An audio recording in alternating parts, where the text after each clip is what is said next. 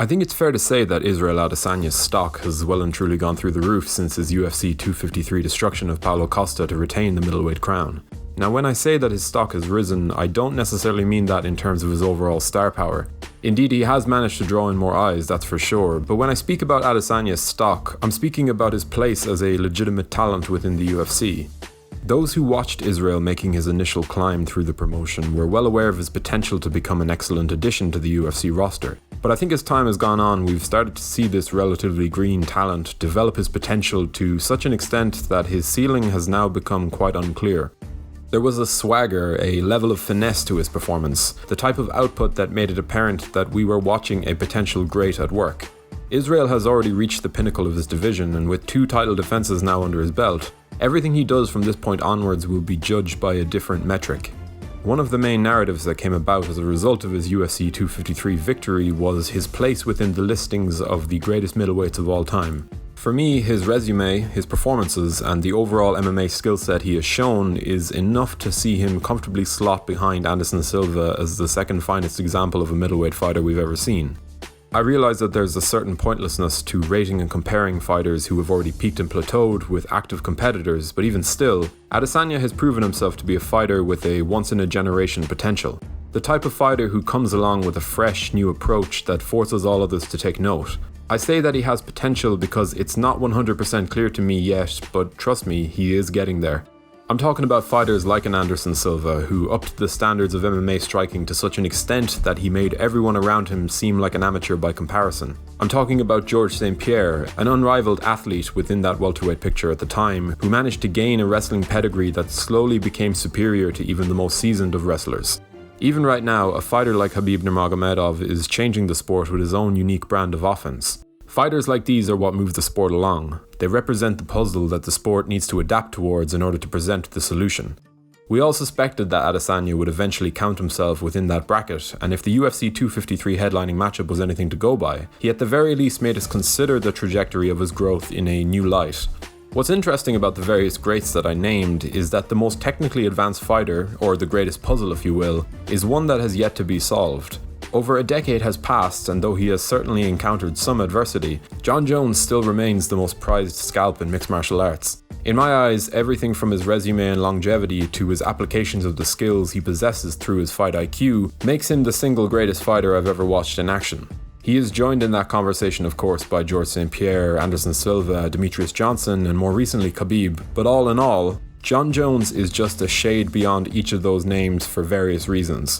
But his most recent stretch hasn't exactly captured the imagination of the public. That 205-pound division, like most weight classes that have been dominated for so long, truly was looking completely and utterly devoid of life in the eyes of the casual fans. Those who knew better, of course, saw the merits of Thiago Santos, of Dominic Reyes, and the eventual champion Jan Blachowicz, but to say that Jones has lacked a certain level of glamour to his career in recent years is putting it lightly. I've dived into Jon's mindset on numerous occasions in the past, and how his risk-averse attitude to the sport has sculpted him into a defensively watertight fighter in this recent run. But I think that even he began to understand where that approach had left him.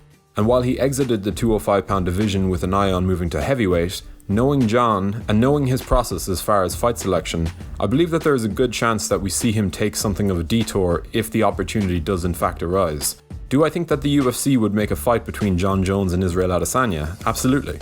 But I don't know for sure if that's what Israel wants to do right now. It doesn't seem as though he's in much of a hurry to leave 185 behind him, and I think he's correct in that thinking. We often forget just how young Adesanya is in this sport.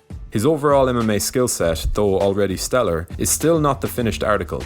He has only been in the UFC for 2.5 years, and while the fan in me would love to see him attempt to earn what would undoubtedly be one of the biggest wins in MMA history, I don't begrudge him the chance to establish himself as middleweight king. What worries me is that Jones has indeed shown at least some signs of the onset of decline.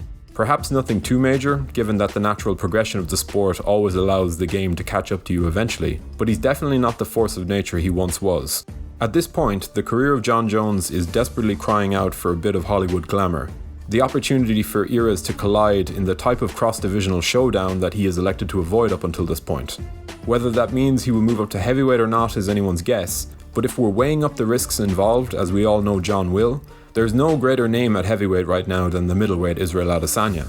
Even the still blooming stars like Stipe Miocic and Francis Ngannou tip the risk factor far more than Adesanya does. That's not intended as a dig at Israel, but to say that he carries more risk for Jon than an elite heavyweight test would simply not be true. If Jones is truly set on a move to heavyweight, if that's what he's passionate about, then yes, that is the right move. But I'm finding it increasingly difficult to follow the patterns and the thinking of Jon, to understand what it is that drives him at this point. Because if he is looking to attract eyes, to find his way into a huge blockbuster fight that has all of the ingredients that have been lacking from his run in recent times, Adesanya is a surprisingly fitting option.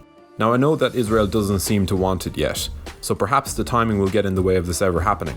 But if we're looking at potential pathways towards greatness for the last stylebender, if he does in fact feel like taking an almighty risk, I do think that the Jon Jones fight is there if he wants it.